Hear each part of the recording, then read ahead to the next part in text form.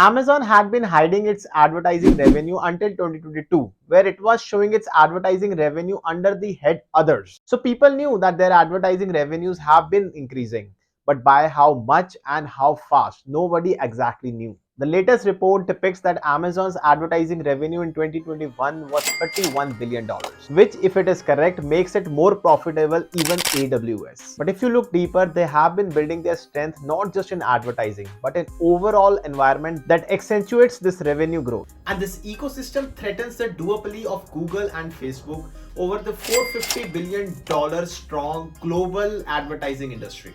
And if you see closely, you realize why Amazon seems to be emerging as a clear winner in this war of tech giants.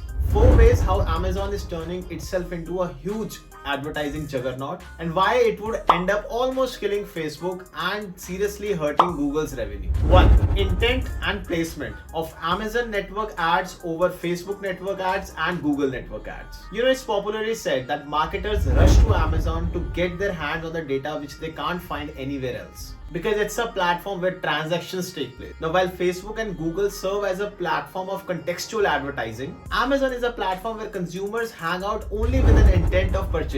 Now, Facebook ads are more of an intrusion when a user is feeding himself with entertainment. And on the continuum of purchaser's intent, the highest intent is commanded by the Google search network. But the intent on Amazon search even trumps that. 2. This ownership of marketplace by Amazon itself entitle it to a huge benefit: the consumer data.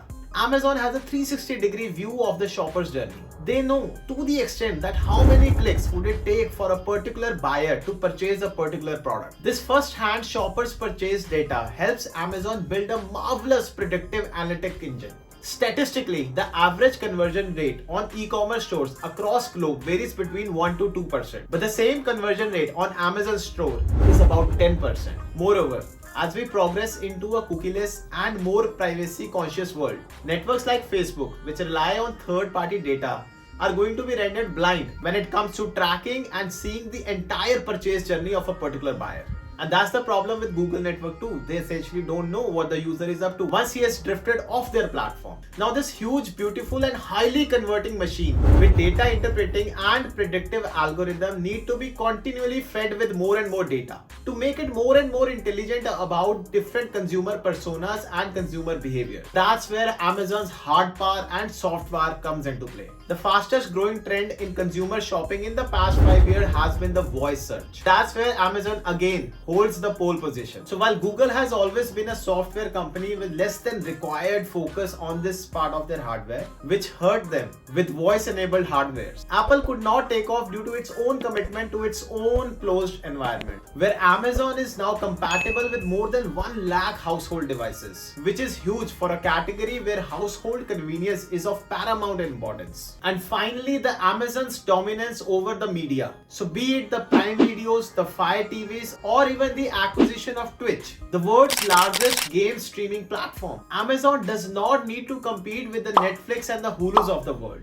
The kind of data generated by these media streams in itself unleashes a huge data power for the Amazon conversion engine. So, the investments that Amazon made in itself makes them practically non-dependent on any external party for their success. It owns its own marketplace and it generates all the purchase data that it needs. It owns the streaming services and owns the viewership data from its subscribers. It owns the hardware and the household data generated from the users. And finally, it owns its advertising platform and the data it generates for the marketers. Now that's a lot of data, and that's why I said in the beginning of the video that Amazon seems to be winning the war among all the tech giants. Now, if you like this video, do not forget to like it, and more importantly, do not forget to subscribe.